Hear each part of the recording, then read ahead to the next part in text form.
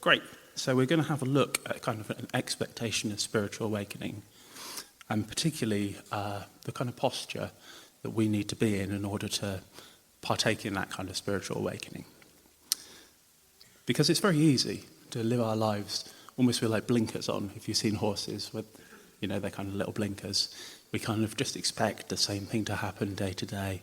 We kind of just go through life expecting the same kind of mundane things to happen. But the Christian life ought to be marked out by this expectation that there's this huge kind of spiritual world out there, and that we're part of this enormous kind of cosmic redemption story that stretches across worlds, and at any moment that can break into our lives and make like an incredible difference. So, the posture that I think we need to be in to live out this kind of expectation of spiritual awakening is a state that I want to call active passivity. So that sounds like a contradiction, doesn't it? But it's actually more, as with many things with the Bible, it's holding these things in tension. We're called to be alert. We're called to be like watchmen on the walls, waiting for God to move. And the model I want to look at for us today is the model of like the Buckingham Palace guards, like the King's Guard. If you go and see them at Buckingham Palace, it doesn't look like they're really doing very much. They're just kind of standing around in a silly costume. But as you probably know, these guys are some of the most highly trained and best equipped soldiers in the whole army. And if anything actually happens and they need to spring into action, they're going to jump in there with like incredible kind of speed and accuracy, and they're going to neutralise that threat and keep everybody safe. And that's kind of the way that we need to be today. Now, even if you are spiritually alert, it's very easy to end up modelling a kind of different model of kind of expecting spiritual awakening. So I want to look at two models of how not to do things. So, we are not called to be a Jedi Knight. We are not called to be an Instagram influencer. We are called to be a palace guard. But first, people like personal experience. So, I will start by telling you a story. Back in the early days of 2020, so a little bit before the pandemic, I went to a staff meeting at work. As some of you know, I work for a theology college, so our staff meetings are a bit different than probably most people's meetings, so we work in offices. And this one featured a worship band doing a short set. I wasn't really into it that day, I've got to be honest. I was thinking about meetings and spreadsheets and all the usual boring things I get up to at work, thinking about my tasks for the day. However, at one point, I closed my eyes, and I suddenly saw a vision of this incandescent white light in front of me. The light was kind of above me, and I was looking up into it. And within it, I could see like this kind of being. The space he was in was kind of infinite, and I couldn't see to the end of it. But at the same time, he was kind of taking up space within that, almost that void. And this whole thing was both contained within our reality and completely transcendent and superseding it at the same time. The being in the vision was both human and also completely inhuman. And this was something that... Cheers. And this felt like something where I was actually looking at it. It wasn't God showing me a picture. He didn't explain it or give me any kind of message or anything like that. It felt like I was actually looking somehow into the throne room of God and seeing this happen in real time. And it was this reality that was kind of happening almost on top of our own one at the same time and place, but without taking up the same kind of big period of space-time, which meant that everyone else couldn't see it. It was really weird. It was kind of with my physical eyes, because when I closed my eyes, it was what I was seeing with my eyes. But if I opened my eyes, I saw the room and everyone around me still. It was the most extraordinary thing. And shortly after this is when I received my kind of allegedly terminal cancer diagnosis. And this vision has been like an extraordinary source of comfort and encouragement to me, because a day's going to come when I, and to be fair, everybody, is going to die, and we're going to walk into that spiritual world. And it's still a bit scary, but it's a lot less scary if you've seen into that world already with your own eyes. So, yeah, it's super encouraging like that, In order for me to doubt my faith with now something I've actually seen, I'd have to believe that my brain was so fundamentally broken that it was able to generate like waking hallucinations without any kind of external stressor or pharmaceutical products. But at the same time, has never done this in any way that has kind of damaged or affected me or, caused me to see things that aren't there in any other case, which it doesn't really seem likely, does it? So, other than this being a cool story, why am I telling you about it? Well, the thing that I want to pick out today is that it seemed to happen completely randomly. I have no idea how to replicate this experience. I mean, I'd love to, but I don't know what I can do to make it happen again. Because I didn't go into that meeting expecting to hear from God. I didn't fast in the days leading up to the meeting. I wasn't praying earnestly for God to desperately break through and do something. I turned up at that staff meeting because I had a contractual obligation to do so, and I probably would have preferred to get on with writing a report or something because I had lots of work to do. And that doesn't really sound very spiritual, does it? And some part of that almost sounds unfair. You want me to have worked for this whole thing, You want me to be like, hey, and I did this cool fasting thing, and if you do that, you'll get an experience like this too. Rather than just like, I wasn't really paying attention, sorry, and then amazing stuff happened, But it's a bit of a theme with God that he comes and pours out kind of grace and favour on undeserving people. But yeah, it wasn't anything I'd done. So I want to read you an account of something kind of similar in the Bible, an extremely intense spiritual experience that Ezekiel has in Ezekiel 1. So, a little bit of Bible stuff. In my 30th year, in the 4th month on the 5th day, I was among the exiles by the Khyber River, and the heavens were opened, and I saw visions of God. On the 5th of the month, it was the 5th year of the exile of King Jehoiachin, the word of the Lord came to Ezekiel the priest, the son of Buzi, by the Khyber River in the land of Babylonians. There the hand of the Lord was upon him. I looked, and I saw a windstorm coming out of the north, an immense cloud with flashing lightning surrounded by brilliant light. The centre of the fire looked like glowing metal, and the fires looked like 4 living creatures. In appearance their form was human, but each of them had 4 faces and 4 wings. Their legs were straight, their feet were like those of a calf and gleamed like burnished bronze. Under the wings on their 4 sides they had human hands, and all 4 of them had faces and wings, and the wings of one touched the wings of another. Each one moved straight ahead and did not turn as they moved. So the story goes on with even more crazy stuff from there, and if you've not read it, I really would encourage you to do so. It's probably one of my favourite Bible passages because it captures for me how completely sort of alien and beyond our understanding the spiritual world is. You can kind of hear the language breaking in Ezekiel's brain as it struggles to comprehend and describe the living beings and the wheels within wheels and the rims full of eyes. It's absolutely mad. But what I want to focus on is what is Ezekiel doing before this vision starts. So, he's not at the temple. He's not engaged in a mammoth prayer session. He isn't fasting. He's gone down to the river with his mates. And then reality breaks apart. So as with my story, that kind of doesn't seem fair, does it? Surely he should be working for this. And I think what might be going wrong here, if we think like that, is I think we've taken on board a faulty model of what living in expectation of a spiritual awakening is all about. As I said before, I think there's actually 2 faulty models prevalent in our culture. And the first one I want to look at is the model of the Jedi Knight. So, have you all seen some form of a Star Wars film or series? Yeah, pretty much everyone has. So, you know that the Jedi are these order of kind of like spiritual mystics, and they play a key role in the series. And they have a lot to say about spirituality. And I think some of that has unfortunately kind of crept into the church. You see, the Jedi model is one that has this great source of spiritual power in the universe called the Force. And people who are sensitive to the Force can learn to connect to it and begin to wield its power. So the Jedi go through training to learn how to master the Force. They do different spiritual exercises and meditations. They read from Scripture. And they try and work on their personal holy lists in their everyday lives. And in many ways, it sounds like kind of good Christian living, doesn't it? These are all important and necessary parts of the Christian life in the real world. But where this model goes wrong and differs from the reality of the Christian life is in 2 kind of linked areas. The first is that by developing and growing at these spiritual practices, the Jedi gain mastery over the Force and can control it. And that's not how it works in the Christian life. And I think this is where a lot of people kind of go a bit wrong, because I think on a subconscious level, people kind of believe that it does. I have met a lot of Christians who are keen to find ways to make it more likely that their prayers get answered.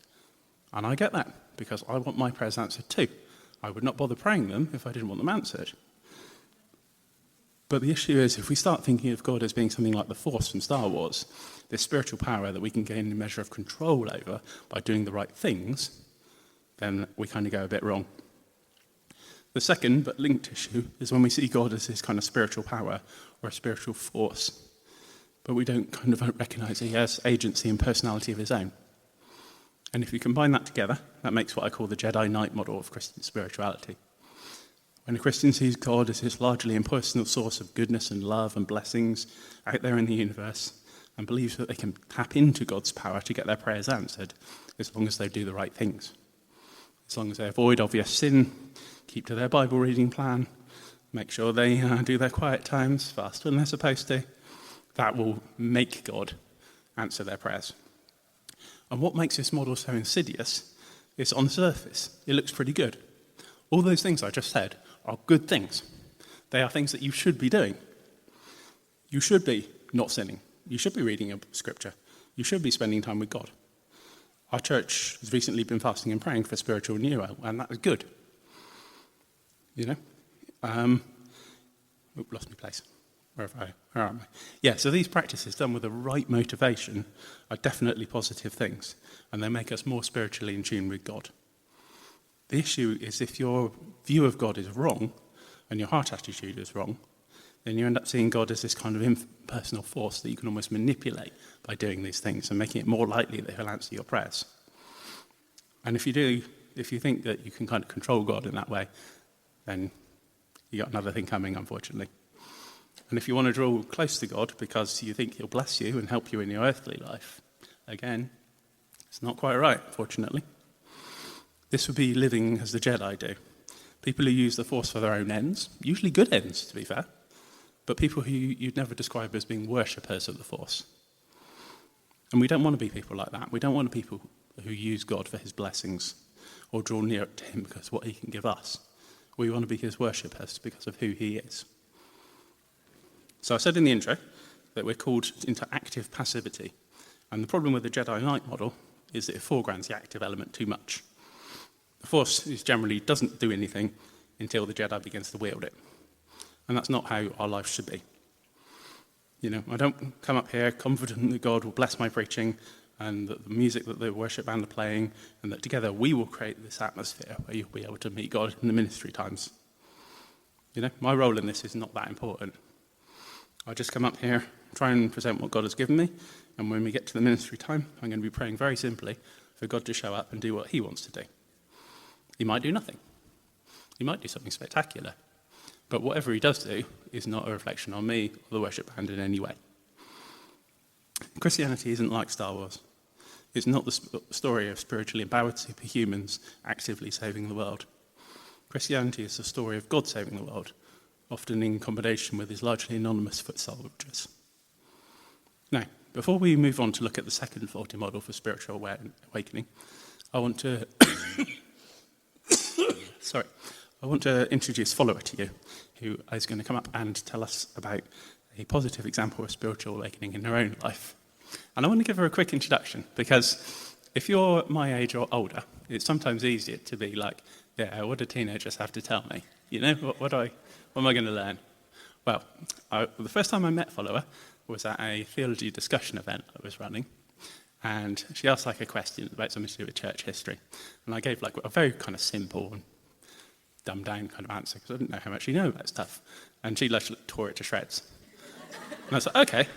So I gave like a proper, detailed, long answer, threw in lots of kind of pseudo-intellectual words to make it sound like I know what I was talking about. And she like tore that to pieces as well. And I was like, you're getting schooled by a teenager at your own event. What's going on? So do not make that kind of mistake. You will learn as much from her as you will from Tom or anyone else. I will leave you to do your bit. I didn't realise that was how you felt. Right. Good time, but good to know. Hi everyone, I'm Follower. To be honest, I didn't actually know if I was going to help out with this preach. I very almost copped out on Monday. And that's not really because I didn't want to, but almost because as I've found that I've become more spiritually awake in a sense, I've almost been attacked, like with fear and self-doubt and anxiety and just kind of thinking that, do you know what, I don't really think this is for me. I think I just kind of want to run in the other direction.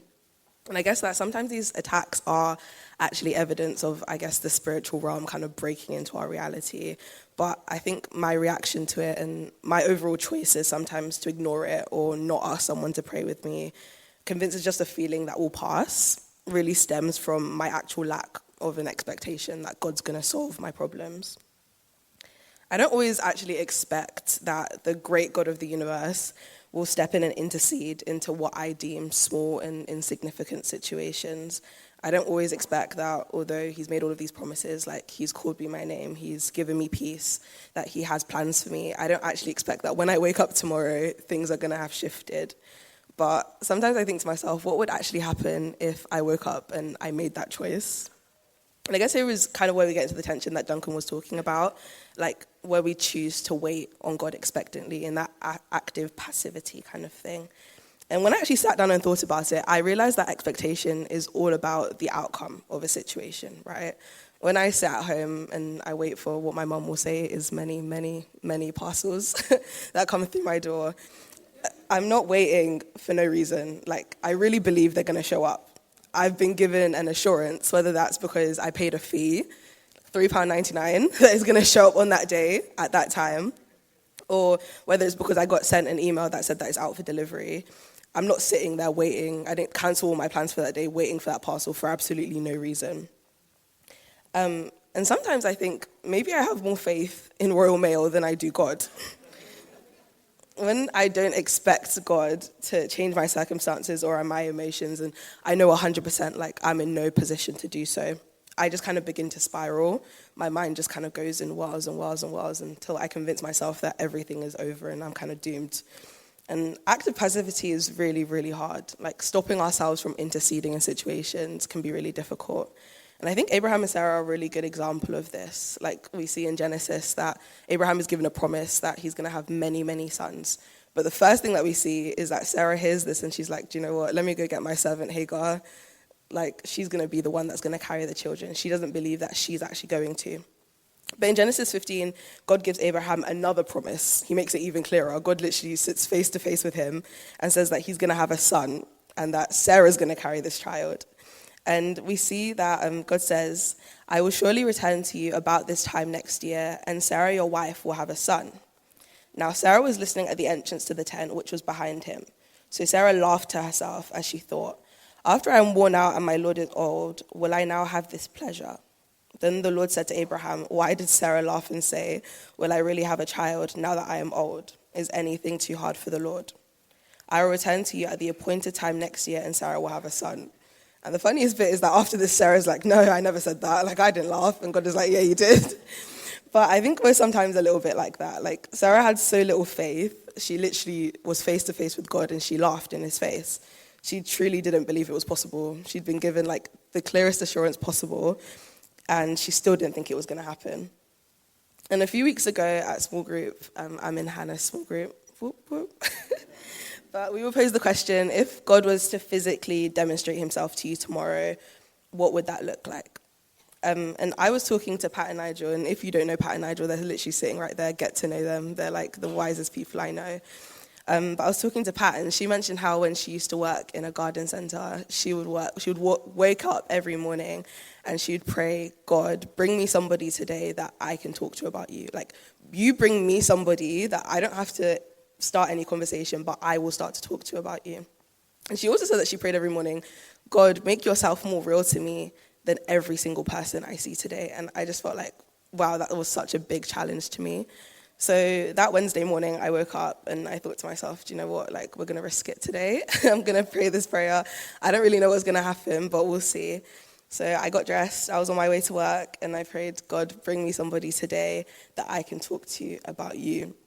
And I literally forgot about it because it was on the train and I went about my business. I continued living my life. But I was sitting, writing a couple of emails, as you do. And I don't know if anybody can actually see my phone screen. You probably can't. You probably can't see anything from here. But my phone screen says, be living proof of a loving God in like tiny, tiny, tiny writing. And I was sitting typing and my phone was just on the desk. And one of my friends came over to me and I think she was talking to me and she looked down, and I don't know anybody that snoops on other people's phones because I don't. But but she looked down at my phone and she was like, oh, what's that writing? And I was like, what? And she was like, what does your phone screen say? And I was like, you can read it. And she read it out loud. She was like, oh, be living proof of a loving God. And she was like, what does that mean? And I was like, oh my gosh, wait, Jesus, is this my chance? And from that, we had a conversation about Jesus. And 2 more times that Wednesday, 2 other people came to me and literally looked at my phone screen. This has never, ever happened to me before. It's in tiny writing. And they asked me, they said, wait, what's on your phone screen? And they asked me to explain it to them. And I don't know, it was just shocking, to be honest, that I'd woken up that morning, I'd prayed such a simple prayer, and yet kind of in the expectancy of just kind of waiting and kind of believing that God was going to do something. Like 3 different people came to me and I got to talk to them about Jesus. Like I've been there for 4 months. That's never happened before. And I just feel like when we're expectant that God will move, and like when we have faith that like he literally knows the end of something before it begins, it kind of almost acts as a barrier to the enemy, because I'd felt so like disconnected. I felt like, oh, God never hears my prayers. But that had happened and it gave me so much confidence that, oh wow, when I pray, like things change, like things happen. I can actually have expectancy because I know who's going to do it. And I think it also leaves our hearts in a position of like openness to like see God move, because I saw her coming, I saw her read my phone, and I thought to myself, oh wow, like here's my moment. And I didn't have to start the conversation. I didn't force it. She asked me. And that happened twice more.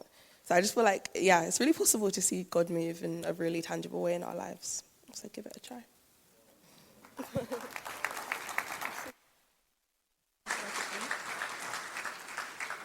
Wow, pretty cool, huh? So from that relentlessly positive thing, I'm going to go back and look at another slightly negative thing. It's me, which is the second kind of slightly wonky model of spiritual awakening. And this model is the Instagram influencer model. So I would say I'm not on Instagram. That's not technically true. I do have an account because you have to have one to watch if people send you videos. And Keris often sends me videos of goats. So I like to watch those. They're really cute. Anyway, but it's not a world I know anything about. Other than watching videos of goats, I've never consciously used Instagram. So but the little I do know is that Instagram seems to be full of young women trying to sell you an aspirational lifestyle. And you can choose to follow a variety of different ones. They might focus on minimalism, or financial independence, or cleaning, or fitness, or any kind of stuff like that. But something that's interesting about them is they almost all expose a similar approach to spiritual matters. You see, for the Instagram influencer, there is the universe, in quote marks. And the universe, is this kind of vague spiritual reality that we all seem to be at the mercy of, but can't really control. Now, the universe is broadly benign, and it seems well disposed towards people. But it certainly doesn't make any demands on anyone in terms of, their behaviour or morality. Sorry. And also, it doesn't seem to require any kind of worship or ritual. What the universe does do, however, is serve as a kind of generic spiritual reality that can be invoked whenever other people would otherwise have to face up to something that's kind of spiritually difficult. Did you have a job opportunity fall through? Well, obviously, the universe has closed that door because it's got something better for you coming down the line. Has your gran died? Well, it's a circle of life, and all of our energy has to return to the universe one day.